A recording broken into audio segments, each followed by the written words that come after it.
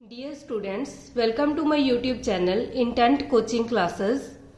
हमारा matrices and determinant chapter चल रहा है और हमारी एमसीक्यू सीरीज चल रही है। इसके पहले वाली वीडियोस में हमने 75 सम कंप्लीट कर लिए हैं। आज हम 76 से स्टार्ट करेंगे। हमारा 76 सम है, if A and B are two square matrices of same order such that A B equal to 0 then. ठीक है, ये प्रीवियस ईयर पेपर्स में आया हुआ सम है, तो हमने ये पहले भी किया था। अगर a इंटू बी की प्रोडक्ट 0 है तो इसका करेक्ट आंसर आएगा डी।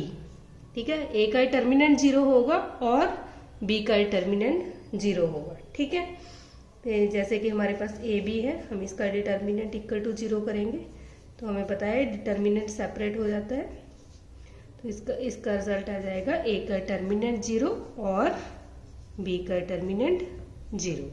नेक्स्ट सम है 77, if d is the determinant of a square matrix A of order n then determinant of its adjoint matrix is। ठीक है, ये भी लेक्चर कैडर 2021 में आया हुआ सम है। तो हमने इसका फॉर्मूला किया हुआ है कि अगर adjoint of A, ठीक है, किसी भी मैट्रिक्स एडजॉइंट ए का हम डिटर्मिनेंट फाइंड आउट करेंगे तो ये इज इक्वल टू होता है ए के डिटर्मिनेंट की पावर n-1। ठीक है, n है ऑर्डर ऑफ अ मैट्रिक्स और यहाँ हमें ए का डिटर्मिनेंट d गिवन है, तो ए के डिटर्मिनेंट की वैल्यू हम d फिल करेंगे, d raise to power n-1, तो इसका करेक्ट ऑप्शन है सी। 78 सम है, if a is order of 5 cross 5 and determinant a equal to 1 then find determinant of -a।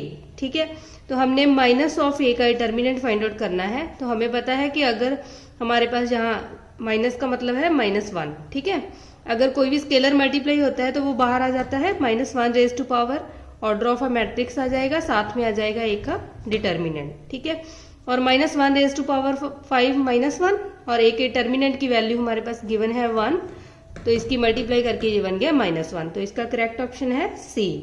79 sum है, if a is equal to matrix given है and a square is equal to identity then find करनी है हमने x की value. ठीक है, तो हमें पता है a स्क्वायर का मतलब है a इंटू ए, तो इस मैट्रिक्स की हम मल्टीप्लाई करेंगे x110। ठीक है, तो ये हो जाएगा हमारे पास x square plus 1 plus x, 0 हो गया, यहाँ आ जाएगा x और यहाँ बन जाएगा 1। ठीक है, और हमें गिवन है कि ये मैट्रिक्स हमारी इक्वल दी है आइडेंटिटी मैट्रिक्स की, a square equal to identity given है। ठीक है, तो हम यहाँ से कंपेयरिंग करेंगे तो हमें पता है कि x की वैल्यू क्या आ गई, x इक्वल टू 0। ठीक है, और इस इक्वेशन से भी कंपेयरिंग करेंगे, x square plus 1 is equal to 1, तो x square is equal to 0 and x is equal to 0। ठीक है, तो इसका करेक्ट ऑप्शन है ए।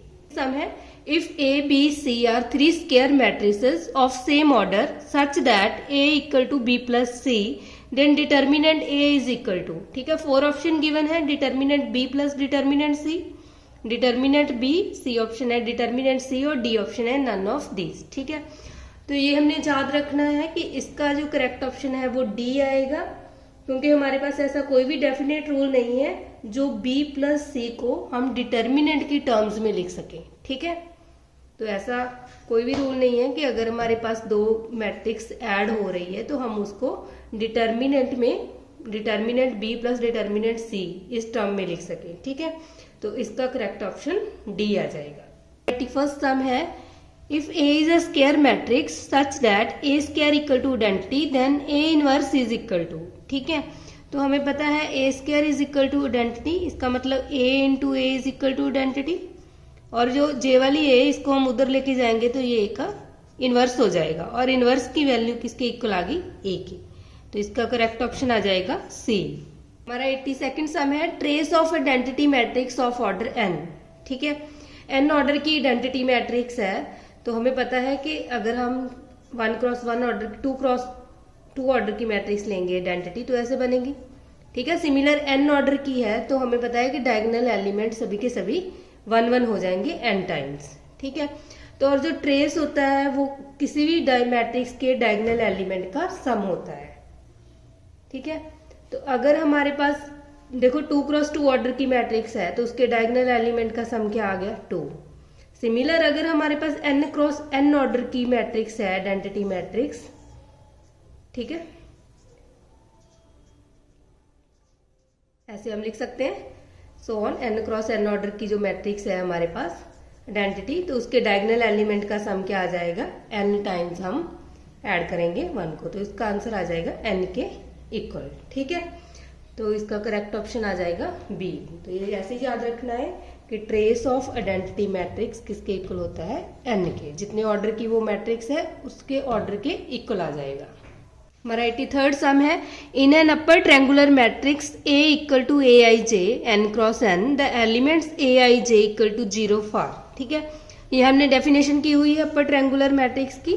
ठीक है, तो हमें पूछा है कि AIJ कब 0 होगा, तो ये बात याद रखनी है जब I ग्रेटर देन J होगा। ठीक है, हमारा 84 सम है, इफ A मैट्रिक्स दी है हमारे पास, हमने फाइंड आउट करना है A raise to power n। ठीक है, जब भी ऐसे सम आते हैं तो हम सबसे पहले क्या करेंगे, हम A का स्क्वायर फाइंड आउट करेंगे। A का स्क्वायर है 1 1, A मैट्रिक्स है, इसको 1 1 1 से मल्टीप्लाई करेंगे तो ये हमारे पास बन जाएगा 1 इंटू 1 1 1 प्लस 1 2। ठीक है, 2 2 2 2, तो हम 2 कॉमन ले लेंगे तो हमारे पास मैट्रिक्स बन जाएगी 1 1 1, और इसको हम 2 इंटू A लिख सकते हैं। इसका मतलब जब हमने n की वैल्यू 2 फिल की है तो हम बाय ऑप्शन देखें कि यहाँ n की वैल्यू 2 फिल करेंगे तो ये 4a बनता है, और यहाँ n की वैल्यू 2 फिल करेंगे तो ये 2a बनता है, और यहाँ भी n की वैल्यू 2 फिल करेंगे तो ये 2a बनता है। ठीक है, अब ये ऑप्शन तो कट गया, लेकिन अभी भी 2 ऑप्शन बाकी हैं, तो हमें क्या करना पड़ेगा, अब हम a क्यूब फाइंड आउट करेंगे। ठीक है, अगर तो थर्ड ऑप्शन भी कट जाता फिर तो ये आंसर आ जाता हमारा। ठीक है, पर फिर भी अगर नन ऑफ दीज दिया है तो हमें a क्यूब भी फाइंड आउट करके देखना है। ठीक है, तो ये होता है a स्क्वायर की वैल्यू हमारे पास ये है इंटू a, तो ये हो जाएगा 2 इंटू 2 यानी कि 4 4 4 4। ठीक है, 4 कॉमन आ जाएगा, 1 1 1 1 बचेगा हमारे पास, ये हो जाएगा 4 इंटू a। ठीक है, अब हम देखेंगे कि किसमें 4 आता है n की वैल्यू 3 पुट करने पे। यहाँ तो ये तो कट ही गया था ऑप्शन, यहाँ 2 की पावर 3 माइनस 1 2 फिल करेंगे तो 4a बन गया। ठीक है, और यहाँ n की वैल्यू 3 फिल करेंगे तो ये 3a है। ठीक है, तो ये ऑप्शन तो कट गया, इसलिए हमारा करेक्ट ऑप्शन है B, 2 raise to power n minus 1 into a। ठीक है, जब भी ऐसे सम आते हैं तो हमें a स्क्वायर a क्यूब तक वैल्यू फाइंड आउट करके देख लेनी है।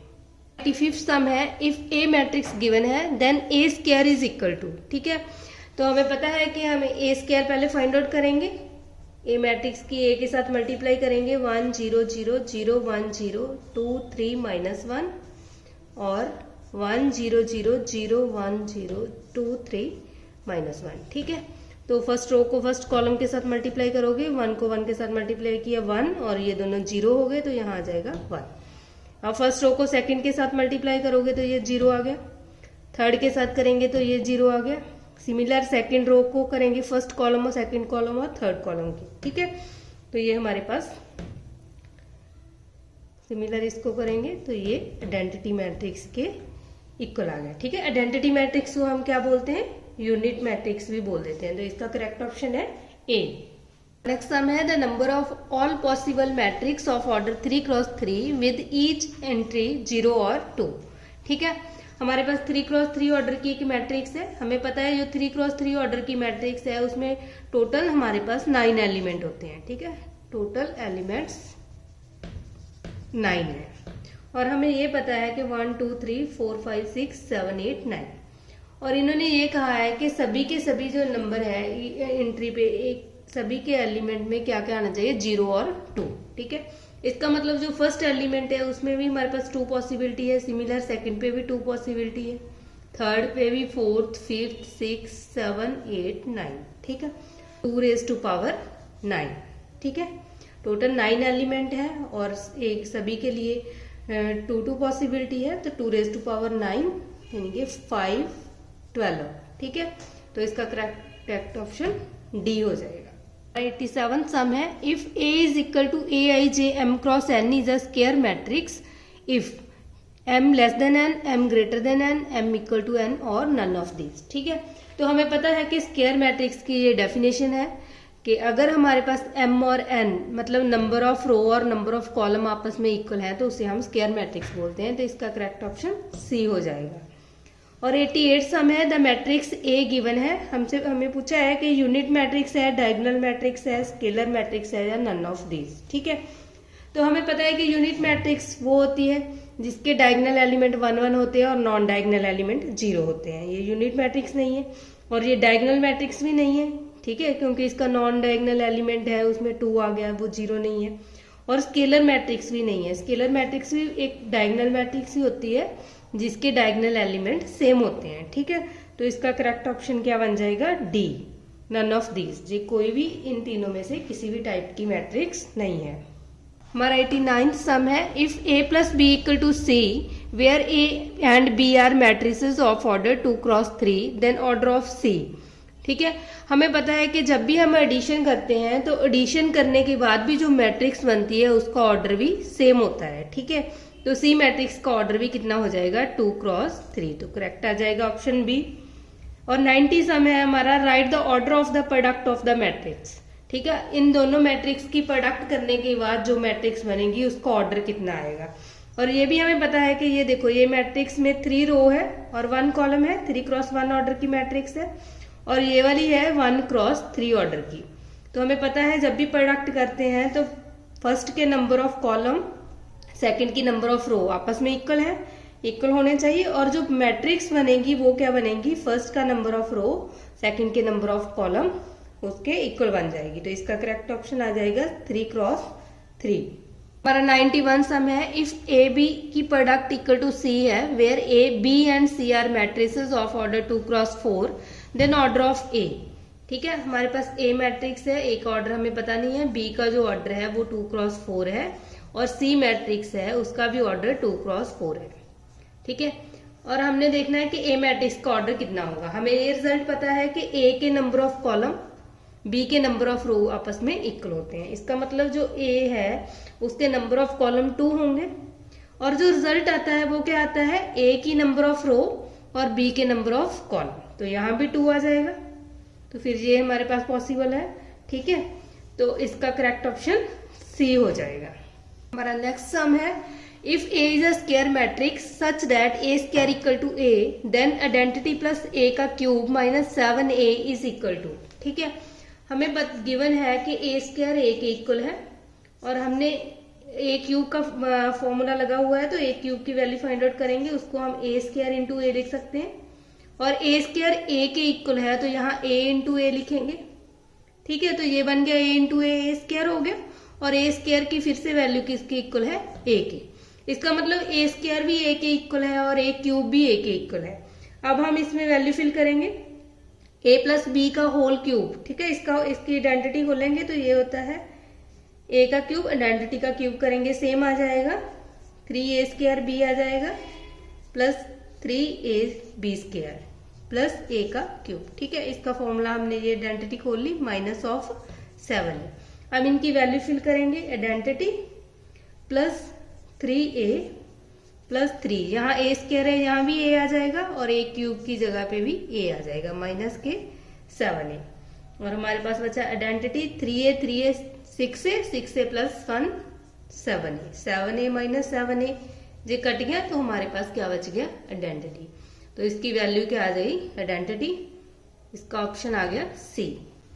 नेक्स्ट सम है 94, if A is a square matrix of order 3 and 3a का डिटर्मिनेंट इज इक्वल टू है k इंटू ए का determinant then value of k। ठीक है, तो हमें पता है कि जो 3a का डिटर्मिनेंट है जब भी स्केलर होता है वो बाहर आ जाता है और उसकी पावर ऑर्डर ऑफ मैट्रिक्स आ जाती है, साथ में आ जाएगा a का डिटर्मिनेंट। और 3 का क्यूब हो गया 27 इंटू ए का डिटर्मिनेंट। अब इसको हम इसके इक्वल रखेंगे k इंटू ए का डिटर्मिनेंट, जहां से k की वैल्यू हमारे पास क्या आ जाएगी? 27। तो करेक्ट आ जाएगा डी ऑप्शन। हमारा 95th सम है, इफ ए मैट्रिक्स गिवन है then A is diagonal matrix, upper triangular, scalar matrix and skew symmetric matrix. ठीक है, और हमें ये देखकर ही पता चलता है ये अपर ट्रायंगुलर भी नहीं है, डायगोनल भी नहीं है, स्केलर भी नहीं है। ठीक है, तो ये कौन सी है, जब ऑड ऑर्डर की मैट्रिक्स है और डायगोनल एलिमेंट हमारे पास 0 0 हैं और जो ये वाले एलिमेंट हैं ये सेम होते हैं और साइन चेंज होता है, तो ये जो मैट्रिक्स है वो स्क्यू सिमेट्रिक मैट्रिक्स है। ठीक है, ए का ट्रांसपोज माइनस ऑफ ए के इक्वल आएगा, इसका करेक्ट ऑप्शन है डी। और नेक्स्ट सम है 96, let A B a square matrix then which of the following is not a symmetric matrix. ठीक है, हमें पता है कि a प्लस ए का ट्रांसपोज भी सिमेट्रिक होता है, a इंटू ए का ट्रांसपोज भी सिमेट्रिक होता है, और a का ट्रांसपोज इंटू ए करते हैं तो वो भी सिमेट्रिक होता है। और अगर हम a माइनस ए का ट्रांसपोज करते हैं तो वो स्क्यू सिमेट्रिक मैट्रिक्स बनता है। इसलिए इन्होंने कहा है कि कौन सा सिमेट्रिक मैट्रिक्स नहीं बनता, तो इसका आंसर आ जाएगा डी ऑप्शन। ठीक है, और हमारा 97 सम है, if a matrix A is symmetric and A का transpose is skew symmetric if. और ये भी हमने पढ़ा है कि कौन सी मैट्रिक्स है जो सिमेट्रिक भी है और स्क्यू सिमेट्रिक भी है, तो वो ओनली नल मैट्रिक्स है जिसे हम जीरो मैट्रिक्स कहते हैं। ठीक है, तो इसका करेक्ट ऑप्शन आ जाएगा सी, ए इज अ जीरो मैट्रिक्स। हमारा 98 सम है, ट्रेस ऑफ ए का transpose trace of A inverse के इक्वल है, ट्रेस ऑफ ए के इक्वल है, और ट्रेस ऑफ एडजॉइंट ए के इक्वल है, और डी ऑप्शन है नन ऑफ दीज। तो हमें पता है कि ट्रेस ऑफ ए का ट्रांसपोज और ट्रेस ऑफ ए आपस में इक्वल होते हैं, तो इसका करेक्ट ऑप्शन बी आ जाएगा। और 99 सम है, if A is a square matrix A square equal to A then A is. ठीक है, ये भी हमने डेफिनेशन की हुई है, अगर ए स्क्वायर हमारे पास ए के इक्वल है तो वो हमारे पास एडिम्पोटेंट मैट्रिक्स बनती है, तो इसका करेक्ट ऑप्शन बी आ जाएगा। If A and B are a two matrix such that AB is equal to B and BA is equal to A then A square। ठीक है, A square हमने फाइंड आउट करना है, हमें पता है कि A square को अब हम A इंटू ए लिखेंगे। अब हम क्या करेंगे, यहाँ A है वहां हम A किसके इक्वल है, BA के, तो यहाँ BA फिल करेंगे।